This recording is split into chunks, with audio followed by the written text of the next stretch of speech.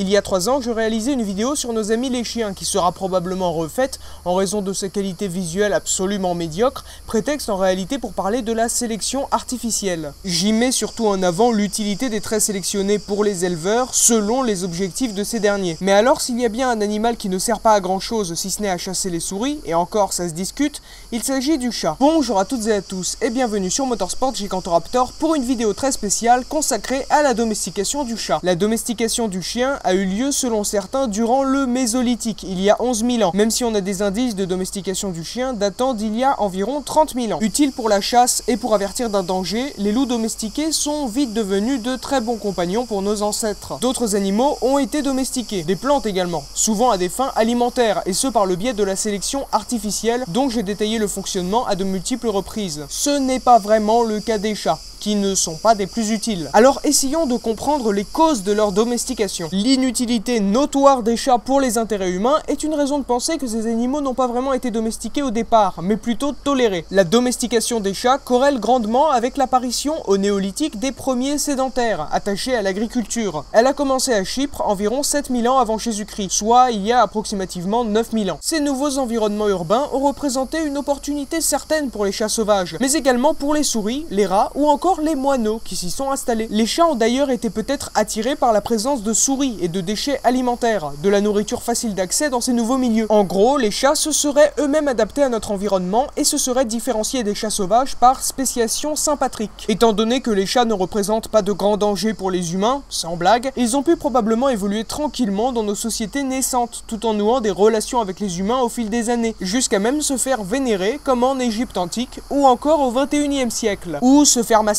à d'autres occasions comme en France et ce jusqu'à la fin du 18e siècle. Mais je m'égare, revenons sur la domestication du chat. Comme le définit très bien Wikipédia, la spéciation est le processus évolutif par lequel de nouvelles espèces vivantes se forment à partir d'ancêtres communs. Une spéciation sympatrique est un cas de spéciation dans lequel les populations distinctes se différencient en deux espèces sans isolement géographique, ce qui ne correspond pas à l'exemple théorique que j'avais donné dans ma vidéo sur la spéciation. Voici l'exemple théorique en question qui explique un peu ce qu'est une spéciation. Attention, ça a vieilli.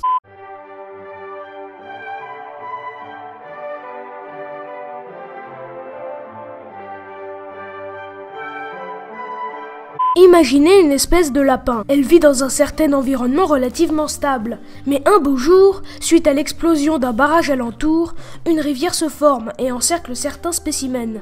Un nouvel environnement se crée sur la petite île, désormais coupée du monde extérieur. La végétation y est moins luxuriante et seuls certains individus parviennent à survivre. Au fil des générations, la capacité de rester petit et à mieux conserver la nourriture est avantagée et les lapins de l'île nouvelle deviennent, génération après génération, de plus en plus petit. Imaginez maintenant que, un siècle plus tard, le barrage soit reconstruit et que l'île auparavant coupée du monde redevienne la petite colline qu'elle était avant l'invasion des eaux. Les lapins qui ont échappé à l'isolement n'auront pas beaucoup changé, contrairement à ceux qui se sont trouvés coincés sur l'île.